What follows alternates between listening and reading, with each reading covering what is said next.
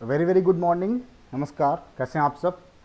आज हम लोग बात करने जा रहे हैं कंपाउंड इंटरेस्ट के पार्ट टू की। जैसा कि आपको पता है कि मैंने लास्ट टाइम डिस्कस किया था इसका पार्ट वन।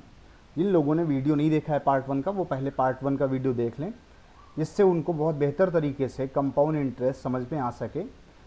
तो हम लोग कंपाउंड इंटरेस्ट में जो लास्ट वीडियो है उसमें डिस्कस ये किया गया था कि कैसे 1 साल, 2 साल, 3 साल का स्लैब बनाते हैं, और अगर 1.2 ईयर, 1.5 ईयर, 2.2 ईयर, 2.5 ईयर या 2.7 ईयर या 2.4 ईयर कुछ भी दिया है तो कैसे डेज को, मंथ को, ईयर को स्लैब में समझते हैं। अब वो सारी बातें उन फार्मूलों के अलावा अगर आप आगे क्वेश्चंस में आएंगे तो कैसे अप्लाई करेंगे, तो आइए देखते हैं। उसके लिए एक एग्जाम्पल देखते हैं, और उस एग्जाम्पल में मैं पहले प्रीवियस का रिवीजन करा देता हूँ, फिर आपको कुछ नई बातें आज डिस्कस करूँगा। तो जैसे कि पहला क्वेश्चन आया आपके सामने, if the certain sum of money is rupees, this is invested for 3 years at 10% per annum, is then find the simple interest, compound interest, difference between SI and CI, difference between CI of 2 year and 3 year। एक basic सी problem है, इसमें मैंने सारी बातें समझाने की कोशिश की है। क्वेश्चन ये कहता है कि 18,500 रुपये निवेश किए गए, मतलब ये हमारा प्रिंसिपल है, 3 वर्षों के लिए किए गए, और 10% पर एनम, मतलब जो वार्षिक ब्याज दर है वो 10% है, और आपको यहाँ पर सारी चीज़ें डिफाइन करनी है। तो पहले मैं आपको 3 साल का स्लैब समझा देता हूँ, जो मैंने लास्ट टाइम भी डिस्कस किया था। एक बार उसका रिवीजन कर लेते हैं कि जब बात 18,500 की होगी तो पहले साल मुझे 10% देना होगा, जो कि 1850 होगा। जैसे ही सेकेंड ईयर की बात आती है तो सेकेंड ईयर आपको क्या पता होता है कि हमें प्रिंसिपल पर भी ब्याज देना है और प्रिंसिपल के साथ साथ ब्याज पर ब्याज देना है। तो 18,500 पे जो 10% है 1850, वो तो देना ही है, लेकिन साथ में ही इस ब्याज पर ब्याज जो कि 1850 था, अगर उसके बारे में बात करें तो उसका 10% मतलब 1/10 185 और देना होगा। तो जब ये सेकेंड ईयर का स्लैब बन चुका है, तो अगर हम थर्ड ईयर की बात करें तो थर्ड ईयर में 4 स्टेप मैंने लास्ट टाइम समझाए थे कि आपको पहले प्रिंसिपल पे देना होगा, फिर प्रिंसिपल पे देने के बाद आपको फर्स्ट ईयर के ब्याज पर ब्याज देना होगा, फिर सेकेंड ईयर के ब्याज पर ब्याज देना होगा, और लास्ट में जो ये 185 है इसका भी 10% देना होगा। तो ये 4 स्लैब मैंने लास्ट टाइम बनाए थे आपको थर्ड ईयर के लिए, 1 2 3 4। ये 4 स्टेप कैसे आते हैं एक बार फिर से समझ लीजिए। सबसे पहला प्रिंसिपल के लिए 10%, फिर इस 1850 का 10%, फिर इस 1850 का 10%, और लास्ट में ये जो 185 है इसके बारे में बात करनी है कि 185 का 10%। तो अगर ये टोटल वैल्यू को देखें तो यही हमारे लिए क्या है, सी आई है। अब यहाँ पर एक समझने वाली बात यह है कि क्या इस स्लैब से हम एसआई बता सकते हैं। तो हाँ, बिल्कुल आप एसआई बता सकते हैं, क्योंकि आपको पता है कि एसआई हर साल बराबर मिलता है। मतलब अगर आपने पहले साल 1850 रुपये ब्याज दिया तो यही 1850 रुपये अगर आप हर साल देते रहेंगे तो यही सिंपल इंटरेस्ट कहलाएगा। मीन्स ये जो 1850 1850 1850 3 बार लिखा हुआ है, यही टोटल सिंपल इंटरेस्ट है 3 साल का। तो क्या टोटल अगर कंपाउंड है और ये तीनों का सम एसआई है, इसका मतलब बचा हुआ जो पार्ट है वो क्या कहलाएगा, वही एसआई सीआई का डिफरेंस कहलाएगा। कि आप कैसे जो है एसआई सीआई के डिफरेंस को समझेंगे। तो ये जो हिस्सा है इधर बाहर का, वो एसआई सीआई का डिफरेंस है। तो अगर आप क्वेश्चन की ओर ध्यान दीजिए कि क्वेश्चन क्या क्या पूछे गए हैं, तो पहला जो प्रॉब्लम है वो क्या, एसआई बताना है। तो आपको क्या करना है, सिंपली 1850 को 3 बार जोड़ लेना है, और आपका आंसर आ चुका है 5550। दूसरा प्रॉब्लम क्या है, सीआई। सीआई मतलब सारे स्टेप का सम। जितने भी स्टेप यहाँ लिखे हुए हैं 1 2 3 4 5 6 7, कौन कौन से, ये 1850, ये 1850, ये 1850, ये 1850, 185 185 185। इस तरीके से ये 7 स्टेप ऐड करेंगे तो ये हो जाएगा आपका कंपाउंड इंटरेस्ट। अब कंपाउंड इंटरेस्ट में डिफरेंस बताना है, इसका मतलब क्या है, सीआई में से एसआई हटा देना है। तो 6123.5 में 5550 अगर घटा देंगे तो बचेगा क्या, SI/CI का डिफरेंस, जो कि आ जाएगा 573.5। अब एक इसमें चौथा जो क्वेश्चन है, इसको आप ध्यान से देखिए। इसमें क्या लिखा हुआ है, difference between CI of 2 year and CI of 3 year. मतलब जो 2 साल का टोटल कंपाउंड इंटरेस्ट है और जो 3 साल का टोटल कंपाउंड इंटरेस्ट है, उसमें अंतर बताना है। कहने का मतलब क्या है कि जो टोटल है वो तो 3 साल का CI आपको पता ही है। अब अगर आपसे कोई पूछे कि 2 साल का CI क्या होगा, इसका मतलब है कि अगर आप ये इतना हिस्सा ऐड कर लेंगे तो ये 2 साल का CI कहलाएगा। इस CI को टोटल CI में से अगर घटा देंगे तो जो टोटल 3 साल का CI है और जो 2 साल का CI है, उसमें डिफरेंस आ जाएगा। और यही आपसे यहाँ पूछा गया है, जो कि आ रहा है 2238.5। क्योंकि मैंने क्या किया है, मैंने टोटल CI में जो 6123.5 था, इसमें से ये 3 स्टेप माइनस किए गए हैं, 1850 1850 और इस 1850 का 10% 185, जो कि आ रहा होगा ये 18 18 36 और एक 3700, ये हो गया आपका 3885। अगर 3885 टोटल CI में से घटा देंगे तो वही डिफरेंस हो जाएगा 2 साल और 3 साल के CI का। तो यहाँ तक आपको सारी बातें क्लियर होंगी कि कैसे मैंने 3 साल का स्लैब बनाया, उसमें SI क्या है, CI क्या है, डिफरेंस क्या है, SI/CI में डिफरेंस क्या है, CI/CI में डिफरेंस क्या है। अगर ये सारी बातें क्लियर हैं तो जो नेक्स्ट प्रॉब्लम हम लोग डील करने जा रहे हैं वहाँ आपको बहुत ज़्यादा हेल्प मिलेगी। तो आइए देखते हैं अगला क्वेश्चन क्या है।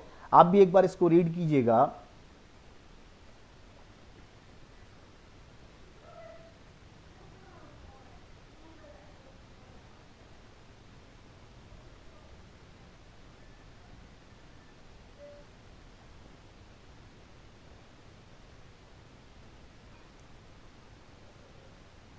प्रॉब्लम मेंशन है, if the difference between CI and SI on a certain sum of money for 2 years at the 5% is ₹52, find the. 4 question मैंने इस एक प्रॉब्लम में पूछे हैं। अब जरा बताइए कि जब भी हम 2 साल की बात करते हैं तो सबसे पहले आपके माइंड में क्या सेट होना चाहिए कि 2 साल के केस में आपको जो डिफरेंस दिया है वो कहाँ पर आता है। अच्छा, 2 साल के केस में आपको ये पता है कि आप स्लैब कितने बनाते हैं।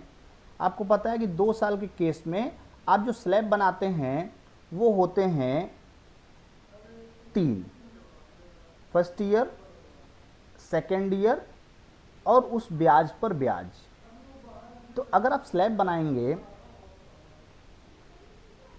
तो कहेंगे क्या, जो आपका लास्ट ईयर वाला स्लैब है वो क्या, 52। अब जो स्लैब हमने बनाया था, अगर उसमें आप 3 स्टेप देखें तो वो 3 स्टेप क्या हैं, फर्स्ट ईयर का, सेकेंड ईयर और सेकेंड ईयर में आपका जो लास्ट ईयर वाला जो लास्ट स्टेप है सेकेंड ईयर का, वो क्या डिफरेंस।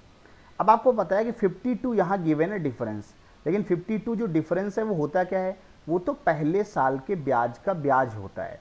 इसका मतलब है अगर हम पहले साल की बात करें कि क्या ब्याज मैंने दिया होगा, जो कि 1040 आएगा। अब आप सोच रहे होंगे कि 1040 कैसे आया, तो ज़रा ध्यान से देखिए।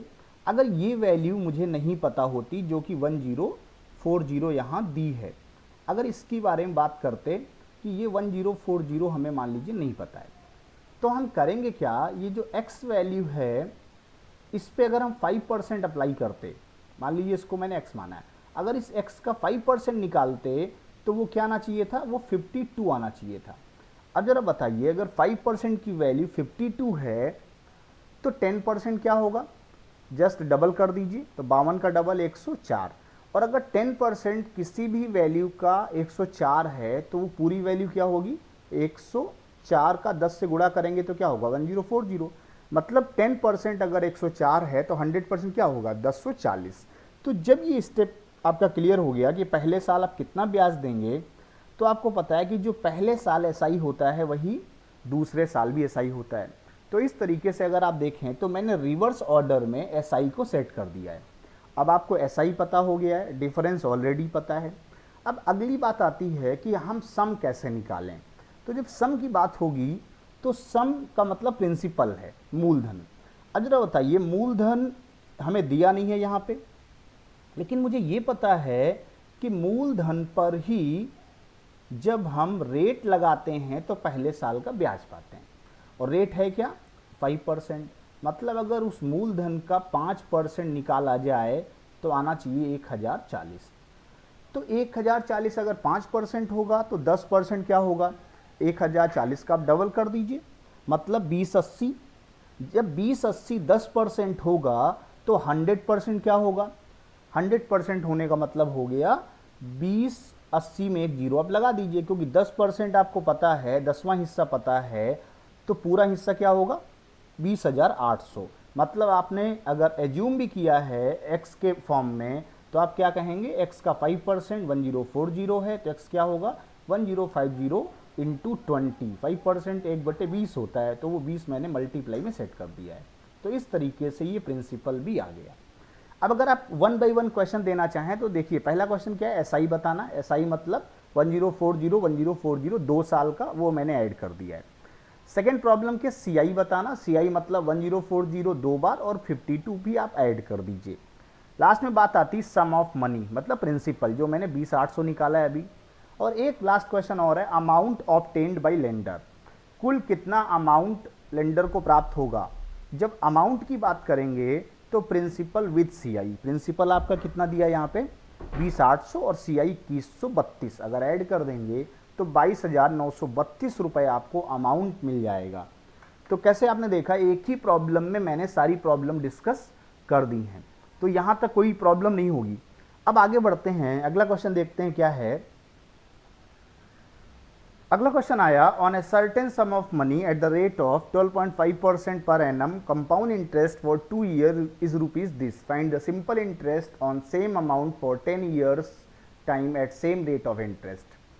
क्वेश्चन ये कहता है कि अगर चक्रवृद्धि ब्याज पर कोई धन निवेश किया जा रहा है, रेट उसका 12.5% है 2 साल के लिए, तो कुल जो ब्याज है वो 510 रुपये मुझे मिलता है। प्रिंसिपल सेम है, फिक्स अमाउंट है। उसी प्रिंसिपल पे अगर 10 वर्ष के लिए हम एसआई निकालते तो सेम रेट ऑफ इंटरेस्ट क्या होता, सेम रेट ऑफ इंटरेस्ट पे नया एसआई क्या होता, और ये एसआई स्पेशली 10 साल का पूछा गया है। लेकिन कोई बड़ी बात नहीं है, एसआई चाहे 10 साल का पूछें, चाहे 100 साल का या 1 साल का, एसआई आपको पता है वो हमेशा कांस्टेंट होता है पर एनम। तो पहले बात करते हैं कि जो सीआई दिया है उसमें यहाँ पर नया क्या है सीखने को। देखिए, स्पेशली 2 साल की बात हो रही है, सबसे पहले तो आपको यही ध्यान देना है। जैसे ही आपने सोचा कि 2 साल की कंडीशन है, तो 2 साल में आपको एक बात पता होगी कि हम 3 स्लैब बनाते हैं, और उन 3 स्लैब में first year second year 2 slab. तो फर्स्ट ईयर और सेकेंड ईयर का जो एसआई है वो हमेशा सेम होता है, इसीलिए मैंने उसको एज्यूम कर रखा है कि अगर 2 हिस्से हम एसआई के कंसीडर करते और वो हमारे लिए बराबर होते, जैसे मैंने स्लैब बनाया था कि फर्स्ट स्टेप, सेकेंड स्टेप और लास्ट में ब्याज पर ब्याज, तो इसमें ये जो 2 स्टेप हैं पहले वाले, ये दोनों क्या हैं, इक्वल हैं, बराबर हैं। इन्हीं दोनों को मैंने 1:1 एज्यूम कर दिया है, मान लिया है कि दोनों हिस्से 1:1 हैं। अच्छा, जो तीसरा हिस्सा है वो पहले वाले हिस्से का ही 12.5% होता है। इसका मतलब क्यों ना, जब पहले वाले हिस्से का 12.5% होता है, तो अगर हम 1 का 12.5 निकालेंगे तो 1/8 होगा, क्योंकि 12.5% की फ्रैक्शन वैल्यू क्या है 1/8। अब अगर आप इसको थोड़ा रेशियो में सिंप्लीफाई करें तो ये क्या है 8:8:1, मतलब जो 3 हिस्से सीआई के होने चाहिए थे 2 साल में, वो 8:8:1 में डिस्ट्रीब्यूट होने हैं। अच्छा, टोटल वैल्यू आपको क्या दी है 510। अगर इस 510 को इस अनुपात में हम बांटें तो टोटल क्या है 8 8 16 और 1 17, मतलब 510 किसके बराबर है 17 के, तो 1 की वैल्यू क्या होगी 30। और अगर अब पहले हिस्से की बात करें जो कि 8 है, वो क्या होगा 240। इसका मतलब क्या है कि आपको ये पता चल गया कि आपने पहले साल कितना ब्याज दिया है, और आपको ये बात पता है कि एसआई इक्वल होता है, मतलब अगर पहले साल आपने 240 रुपये दिया है तो टोटल जो 10 वर्ष हैं उसमें अगर आप एसआई निकालते तो उसका 10 गुना हो जाता, मतलब आपका आंसर हो जाता 2400। तो ये बात बहुत आसानी से आप समझ रहे होंगे, बहुत इजी है। मेन मुद्दा है कि आप कैसे सीआई को 3 पार्ट्स में डिवाइड करते हैं, जिसमें से फर्स्ट 2 पार्ट हमेशा सेम होंगे क्योंकि वो एसआई को डिसाइड करते हैं। तो यहाँ तक ये सारी बातें क्लियर होंगी। चलिए आगे बढ़ते हैं, अगला क्वेश्चन देखते हैं। एक प्रॉब्लम आई आपके सामने, a sum of rupees this deposited at CI doubled after 15 years, how many times will it become after 60 years. कुछ रुपए आपने निवेश किए हैं CI में और ये कंडीशन है कि वो 15 वर्ष में डबल हो जाते हैं। तो पूछा गया है कि 60 वर्ष में कितने गुना हो जाएंगे। देखिए बहुत लॉजिकल क्वेश्चन है। वैल्यू इसमें 2450 भले ही दी है, लेकिन इस वैल्यू का कोई यूज नहीं करना है आपको। विदाउट प्रिंसिपल आप प्रॉब्लम को सॉल्व कर देंगे, क्योंकि यहाँ पर केवल गुने की बात है, टाइम्स बताना है, कोई वैल्यू नहीं बतानी कितने रुपए हो जाएंगे, बस हमें ये बताना है कितने गुना होगा। तो वो गुना चाहे 1 का हो, चाहे 10 का हो, चाहे 100 का हो, चाहे 2450 का हो, वो सेम रहेगा, आंसर में कोई चेंज नहीं आएगा। इसीलिए हम बात करते हैं स्पेशली इस प्रॉब्लम को कुछ वैल्यू एज्यूम करके। जैसे मान लेते हैं कि मैंने 100 रुपये इन्वेस्ट किए और इन्होंने कंडीशन क्या लगा रखी है कि 15 वर्ष में ये डबल हो जाएंगे, मतलब 100 रुपये उधार लेने वाला 200 रुपये अदा करेगा और 15 वर्ष बीत जाएंगे। अब आपको ये बात पता है कि CI में जब रेट डिसाइड नहीं है अभी पर एनम का, लेकिन ये तो आपको कंफर्म है कि 15 वर्ष में जो भी हम ब्याज देंगे वो 100 रुपये पे देंगे। मतलब अगर 100 से 200 हुए तो 100 रुपये ब्याज भी रहा होगा, और वो 100 रुपये ब्याज 100 पे रहा होगा, मतलब आपका 100/100 रेट ऑफ इंटरेस्ट, मतलब 100% है। लेकिन ये सारी कहानी कितने वर्ष की है? 15 वर्ष की। अब जब CI की बात होती है तो आपको ये बात बिल्कुल पता होगी कि जो प्रिंसिपल होता है और वो अगली अमाउंट की कंडीशन में जब 200 पे आ जाता है, तो ये जो 200 है ना, ये हमारे नेक्स्ट ईयर के लिए प्रिंसिपल बन जाता है। क्योंकि हमें पता है कि जब 100 रुपये उधार लिया था तो हमने 200 रुपये दिया है। अब हम जब 200 रुपये उधार किसी को देंगे तो वो हमारे लिए नेक्स्ट 15 ईयर में उस 200 को डबल कर देगा। इसका मतलब है कि नेक्स्ट 15 ईयर में क्या होगा, 200 वाला 400 हो जाएगा। ऐसे ही अगर नेक्स्ट 15 की बात करें तो 400 वाला 800 हो जाएगा। मीन्स 15 वर्ष 15 वर्ष 15 वर्ष 45 वर्ष बीत चुके हैं और 100 रुपये 800 हो चुके हैं। लेकिन बात कितने वर्ष की है? 60 की। तो क्यों ना एक स्टेप और बना लेते हैं। तो जैसे ही आप नेक्स्ट स्टेप बनाएंगे तो पता क्या चलेगा कि 800 1600 हो गया। इसका मतलब है कि 15 ईयर का जो प्रोसेस है वो 4 बार किया गया है, और 60 ईयर्स में 100 वाला 1600 मतलब 16 टाइम्स हो चुका है। तो इस तरीके से बिना फार्मूले के आप लॉजिकली इसको समझ सकते हैं। कोई चेंज नहीं करना है, कोई फार्मूला नहीं लगाना है, सिंपली आप इसको फिंगर पे सॉल्व कर सकते हैं। तो आज मैंने इतनी सारी बातें आपको डिस्कस की हैं, ये सारी बातें क्लियर होंगी, कोई डाउट आपको नहीं होना चाहिए। अगर कोई डाउट है तो आप बिल्कुल इसको एक बार दोबारा से रिवाइज करें, इसका जो पार्ट 1 है वो भी समझें और एनालाइज करें, साथ में प्रैक्टिस भी करें क्वेश्चंस की। और कुछ नए प्रॉब्लम अगर आपको पूछनी है या आपको लगता है कि सर ये प्रॉब्लम हमसे सॉल्व नहीं हो रही है, तो आप कमेंट सेक्शन में ही मेंशन कर दीजिए, जिससे मैं वो प्रॉब्लम नेक्स्ट वीडियो में डिस्कस कर पाऊँ। तो बहुत बहुत धन्यवाद आप सभी का, बहुत बहुत आभार ये वीडियो देखने के लिए। ऐसे ही जुड़े रहिए हमारे साथ। Thank you so much.